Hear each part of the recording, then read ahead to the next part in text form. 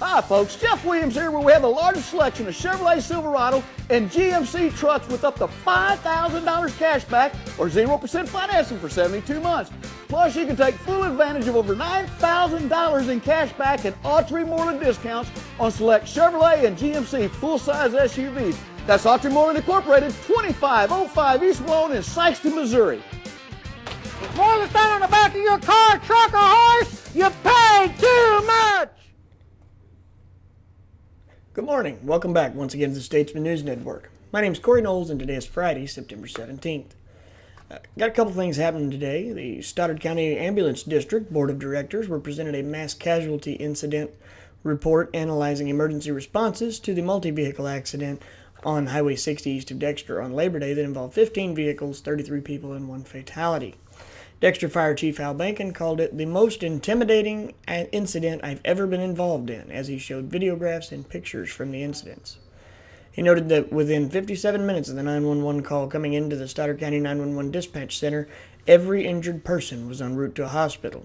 The 1 fatality was 18-year-old Jacqueline King of Poplar Bluff, who died a week later after being airlifted from the scene to St. Francis Medical Center in Cape Girardeau. Bankin said the initial call came in to the 911 Dispatch Center at 11:49 at September 6th. 2 ambulances were dispatched to the scene, and fire departments in Dexter and Essex were dispatched, as well as the State Patrol and the Stoddard County Sheriff's Department. As soon as the ambulance arrived and sized up the scene, the disaster plan was activated, according to Bankin. Andrew Juden, a full-time firefighter in Cape Girardeau and a part-time EMT with SCAD, was in the first ambulance to arrive at the scene and did an outstanding job, Bankin told the board. There's a whole lot more on this, detailing, everybody who was involved and just kind of telling how things went that day. It's an interesting story you'd want to check out. Also, the Stoddard County Ambulance Board of Directors postponed action on renewing property insurance and heard from manager Dave Cooper that there were 502 ambulance runs in August, which means the district has already surpassed the 2009 number of runs for 2010. Cooper told the board that he was still getting information about the cost of renewing property insurance from Countywide, who is the current provider. He told the board that the policy does not have to be renewed until late October or November, and he would get some numbers within a few days to present to the board. The board does not have to take bids on the insurance policy, Cooper explained, but they can choose to take bids. Cooper recommended the board wait until they have the actual cost of renewing the policies before taking any final action. In other news, the Bloomfield Lions Club is finalizing plans and has officially slated the annual Fall Fest to take place on Friday and Saturday, October 8 and 9. The event will kick off on Friday evening with the Fall Fest Parade at 5:30 p.m., and the theme for this year's parade will be Remember When. Parade will gather at the park and end at the Bloomfield School. Anyone interested in reserving a booth should contact Kim Johnson, Fall Fest chairwoman, at 568-2462. Booth cost is $10, and make sure to inform her whether your booth will require electricity. For parade entries, contact Lions Club Parade Chairman Dr. Nick Thiel at the Bloomfield School District. The Bloomfield Fire Department will assist with the parade organization as well.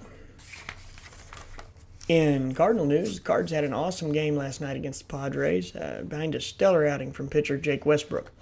Cardinals are now 7 games out of first place in the National League Central Division, and they'll take on the Padres once again tonight at 7:15.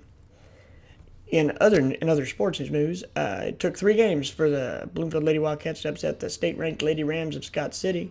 Scores were 21-25, 26-24, 25-19. Thursday night at home before a supportive crowd, Scott City, ranked number 1 in the Volleyball Coaches Association poll, and eliminated the Lady Wildcats in the District 2 title game last season on Bloomfield's home court. The postseason rivals and volleyball fans can now look forward to another meeting down the road in the playoffs. Courtney DeLay and Taylor Fuel led the Lady Wildcats at the net with 9 kills each, while Lindsay Hutchison added 8. Each of the 3 also added a block. In weather, today's going to have a high of about 82 with a low of around 58 under mostly sunny skies. The weekend looks like it's going to be warming back up into the upper 80s, maybe even the low 90s. It's not going to be unbearable. It should still be nice. But as always, I'd like to thank everyone for tuning in and watching our Statesman Newscast. If you have any questions, comments, send me an email at cknowles@dailystatesman.com or give me a call at 624-4545. Don't forget to pick up a copy of our print edition for the stories we've talked about and a whole lot more. And on that note, we'll see you back here on Tuesday. Thanks for watching.